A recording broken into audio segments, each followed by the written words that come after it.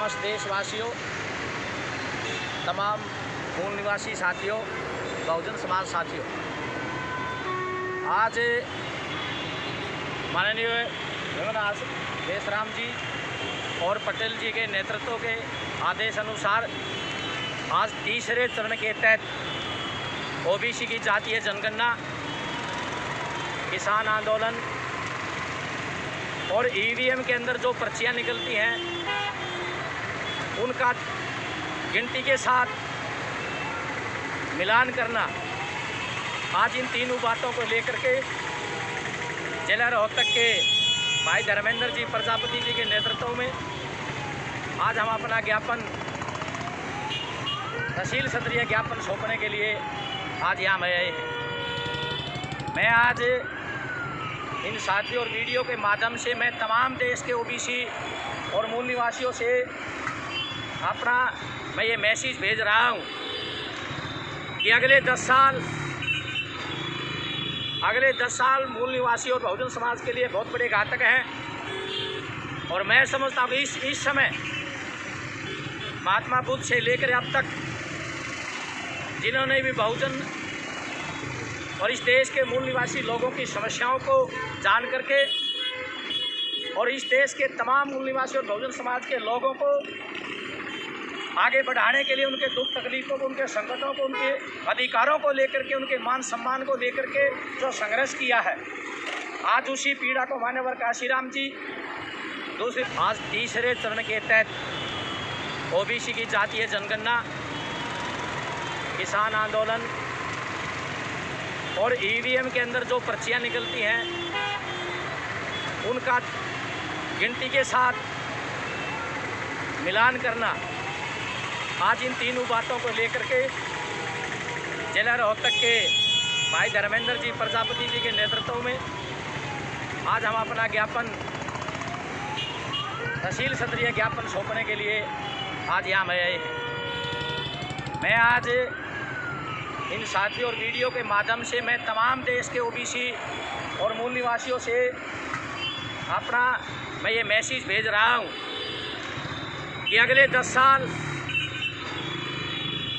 साल मूल निवासी और बहुजन समाज के लिए बहुत बड़े घातक हैं। और मैं समझता हूँ इस समय महात्मा बुद्ध से लेकर अब तक जिन्होंने भी बहुजन और इस देश के मूल निवासी लोगों की समस्याओं को जान करके और इस देश के तमाम मूल निवासी और बहुजन समाज के लोगों को आगे बढ़ाने के लिए, उनके दुख तकलीफों को, उनके संकटों को, उनके अधिकारों को लेकर के, उनके मान सम्मान को लेकर के जो संघर्ष किया है, आज उसी पीड़ा को मान्यवर काशीराम जी, दूसरी तरफ बहन मायावती जी, माननीय देशराम जी और उनकी तमाम टीम आज पूरे देश में अपनी बात को लेकर के,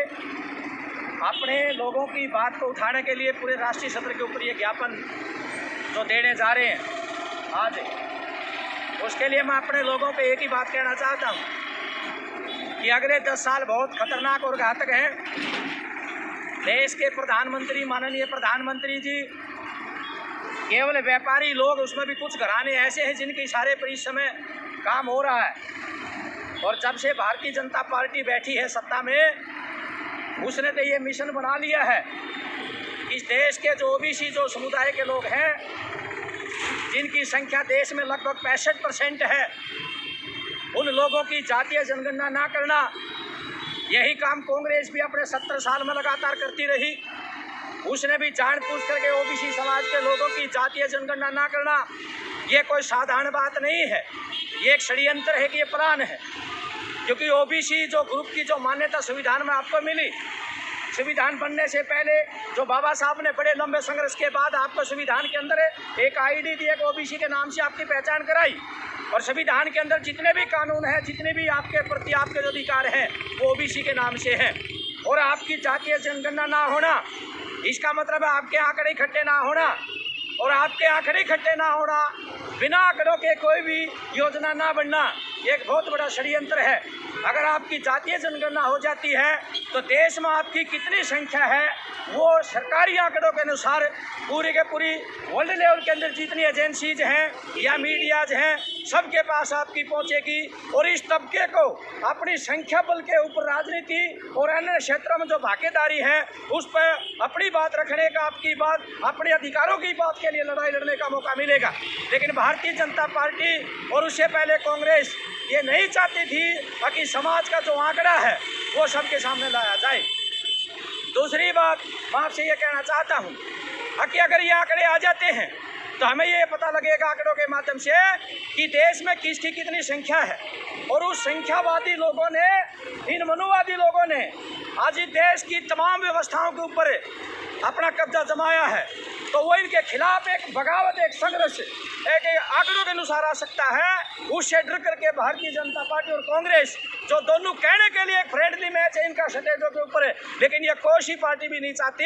अगर इस देश के अंदर इस ओबीसी की जातीय जनगणना हो। अगर इसकी जातीय जनगणना होगी तो इस देश का तमाम ओबीसी अपने अधिकारों के लिए और अपने बच्चे के भविष्य के लिए लड़ मरने के लिए तैयार हो जाएगा। इसलिए मैं इस देश की तमाम शक्तियों को, भारतीय जनता पार्टी और उसके जितने भी जुड़े हुए लोग हैं, हम उनको कह देना चाहते हैं ताकि आप ओबीसी की जातीय जनगणना कराएं,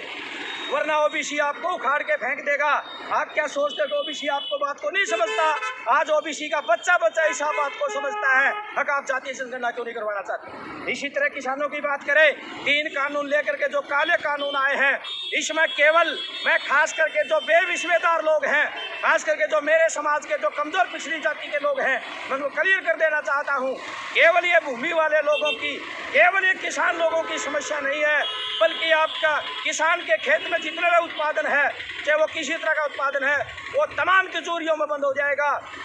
और खास करके जो हमें खाने पीने की जो वस्तुएं हैं, अगर ये तिजोरियों में बंद होगी तो हमारे घर तक, हमारे चूल्हे तक ये पहुंचना बहुत औखा काम हो जाएगा। गांव में बसने वाली जितनी हमारी तमाम कौम है जो किसानों के साथ रहती हैं, उनके सबके काम धंधे खत्म हो जाएंगे। ये लोग केवल आपको बहलाते हैं और फुसलाते हैं और एक बहुत बड़ा षड्यंत्र है। 12 घंटे सस्ते मजदूर पैदा करने के लिए आपको गांव से आपका पलायन करवा जाएगा शहरों की तरफ, क्योंकि आप भूखे मरते क्या करेंगे। इस टाइप से एक बहुत बड़ा षड्यंत्र है। अगर गुप्त काल की तर्ज के ऊपर आपको दोबारा से भूख से मारा जाएगा और इस भूख के बदले आप 5-5 हज़ार रुपये में किसी भी ठेकेदार की नौकरी करने के लिए आप जो विवश हो जाएंगे। इधर से सारे सरकारी डिपार्टमेंटों को बेच करके निजी हाथों में जो सौंपा जा रहा है, ये बहुत बड़ा षड्यंत्र है। भारतीय जनता पार्टी को और उसके शिल्पी दल को कहना चाहते हैं, हम एक एक आपकी सारी बातों को समझते हैं। तीसरी बात है ईवीएम का सारा लेना। क्लियर सी बात है कि जब छोटा चुनाव चाहे बड़ा चुनाव हो, इन्होंने आज आपकी, अगर आपसे डर लगता, अगर किसानों से डर लगता तो ये लोग आपकी वोट के लिए, क्योंकि इनको वोट की जरूरत पड़ती, इसलिए इन्होंने एक सिद्धांत बनाया, एक सूत्र बनाया, आगामी लोगों के पास वोटों की जरूरत नहीं पड़ेगी। क्योंकि हमने ईवीएम के अंदर जो घोटाले हैं, जो आज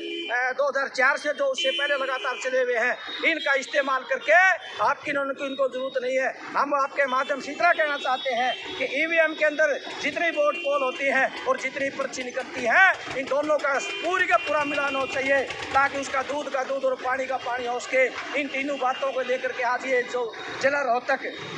राष्ट्रीय पिछड़ा जो संगठन है उसकी तरफ से आज हम यहाँ ज्ञापन देने के लिए आए थे। इसके साथ साथ मैं एक और बात कहना चाहता हूँ, खास करके मेरे प्रदेश के हरियाणा के जो ओबीसी के लोग हैं, भारतीय जनता पार्टी किसानों और ओबीसी के बीच में जो है एक बहुत बड़ा दमन करवाना चाहती है। और उसमें खास करके हमारे जो रोहतक हमारा राज्यसभा जो मेंबर है रामचंद्र जांगड़ा जी, अब इनको इस चीज़ों का ज्ञान नहीं है। वो निजी स्वार्थ में आकर के, इन लोगों के बहकाव में आकर के आज वो आगे निकल के इन किसानों के साथ जो झगड़ा करने की तरफ, इनकी बातों में आकर के जो आज अंधा होकर के आगे बढ़ रहा है, उसको एक ही बात कहना चाहता हूँ रामचंद्र जी को आपके माध्यम से, रामचंद्र जांगड़ा जी, कभी तो एक रात ओबीसी के लिए सोच लिया करो, कभी तो एक काम तो जिंदगी में करके चले जाओ, ताकि ओबीसी के लोग आपको सदा याद रखे। मैं आपके माध्यम से तमाम हरियाणा सरकार को कहना चाहता हूँ कि आप ओबीसी का इस्तेमाल किसानों के खिलाफ, इनके आपस में आप संघर्ष करवा करके इस प्रदेश का जो भाईचारा खराब करके और ओबीसी के अंदर जो लोग मारे जाएंगे, आप उनको गुजरात की तरफ के ऊपर इनकी लाशों को लेकर के आप प्रदेश में घूम करके इस देश के अंदर दोबारा से इसको आग में झोंकना चाहते हैं। खास करके मैं ओबीसी के लोगों से कहना चाहता हूँ, हमें अगर कोई हमारी हक की बात है हम सीधे लड़ेंगे, किसी से भी लड़ना पड़े, ओबीसी अपने आप लड़ेगा। ओबीसी के लोगों को इस समय भारतीय जनता पार्टी की इस रणनीति से बच के रहना चाहिए। ये बात भी मैं अपने लोगों तक बेचना चाहता हूँ। ये बात हमें इस समय समझनी पड़ेगी और आज का हमने अपना ज्ञापन सौंपा है। 2 दिन पहले रोहतक के सांसद को एक उनका बहुत बड़ा ऐसा बयान आया है जो हरियाणा के अंदर आम आदमी को झकझोर के रख दिया है। अपने आप को डॉक्टर मानते हैं लोकसभा सांसद, रोहतक से बाहर से किराए के ऊपर ला करके उसको रोहतक में बनाया है। मैं उसे कहना चाहता हूँ, अगर आप माननीय पूर्व मंत्री मनीष ग्रोवर जी का नाम ले कहते हो कि हम मुझे जिताने वाला मनीष ग्रोवर है, मैं आपसे पूछना चाहता हूँ मनीष ग्रोवर को रहने वाले लोग भी रोहतक के अंदर बैठे हमारे जैसे लोग हैं। अगर ओबीसी की आपकी वोट आप बूथों में जाके चेक करो, 16.5 लाख में से जिस ओबीसी की कमजोर पिछड़ों की 4.5 लाख वोट, जिसका 90% आपको पड़ा, क्या आपको वो लोग दिखाई नहीं देते? क्या आप उनकी जातीय जनगणना की बात नहीं कर सकते? क्या हरियाणा की सरकार में जितने भी दुनिया भर के डिपार्टमेंट खाली पड़े? मैं आपसे पूछना चाहता हूँ माननीय सांसद जी, ओबीसी के लिए एक शब्द तो कभी रख दिया करो। और जिन लोगों ने इसको जता के भेजा, आप कहते हो कि आपको मनीष ग्रोवर ने जिताया है, मनीष ग्रोवर का भी उसमें हाथ हो सकता है, लेकिन जिताने वाला सबसे बड़ा जो वर्ग है वो अति पिछड़ी जातियों ने आपके बूथों पे जाके जो एक वोट आपको